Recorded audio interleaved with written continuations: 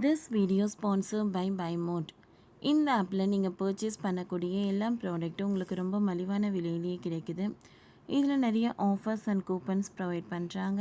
So இதோட link உங்களுக்கு டிஸ்கிரிப்ஷனில் கொடுக்குறேன், யூஸ் பண்ணி பாருங்கள். சர்க்கரை அட்டைதாரர்களுக்கு மகிழ்ச்சி. Ration card தொலைஞ்சிடுச்சா?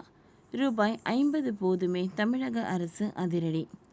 புதிய ரேஷன் கார்டுகளுக்கு விண்ணப்பித்துள்ளோரின் எண்ணிக்கை அதிகமாகி வருகிறது.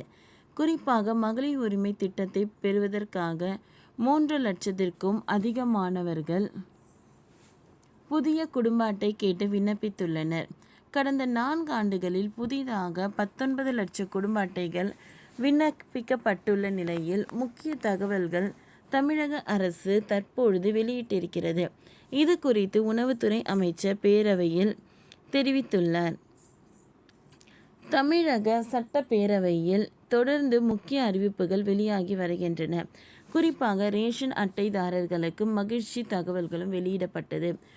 கூட்டுறவுத்துறை அமைச்சர் பெரிய கருப்பன் கடந்த வாரம் பேசும்போது, ஆந்திரா, தெலுங்கானாவில் வீடுகளுக்கே சென்று ரேஷன் பொருட்கள் வழங்கும் திட்டம் நடைமுறையில் உள்ளது. அதுபோல அந்த திட்டங்களை தமிழகத்திலும் ஆராய்ந்து செயல்படுத்த ஆலோசனைத்து வருகிறது.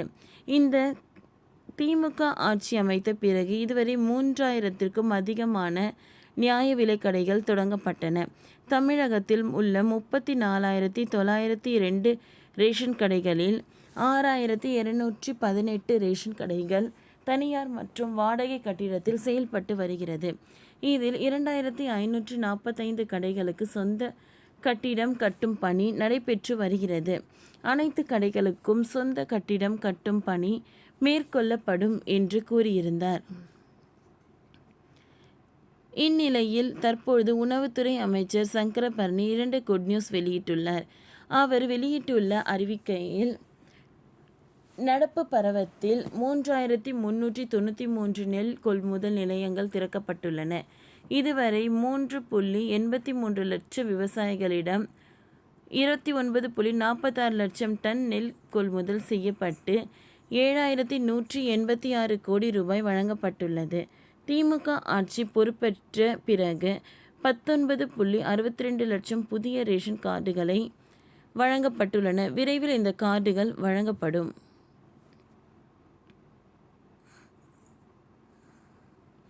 எனவே தொலைந்து போன அட்டைக்கு பதிலாக நகல் அட்டையை ஆன்லைன் மூலமாக பெறுவதற்கான திட்டம் தொடங்கி வைக்கப்பட்டிருக்கிறது.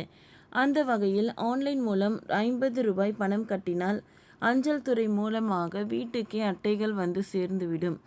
இந்த திட்டத்தின் மூலமாக 9 லட்சத்துக்கு மேற்பட்டவர்கள் தொலைந்து போன அட்டைக்கு பதிலாக புதிய அட்டையை பெற்றுள்ளனர் என்று தெரிவித்தார். ஓகே ஃப்ரெண்ட்ஸ், இந்த வீடியோ உங்களுக்கு யூஸ்ஃபுல்லாக இருந்ததுன்னா லைக் பண்ணுங்கள், ஷேர் பண்ணுங்கள், சப்ஸ்கிரைப் பண்ணுங்கள். Thank you.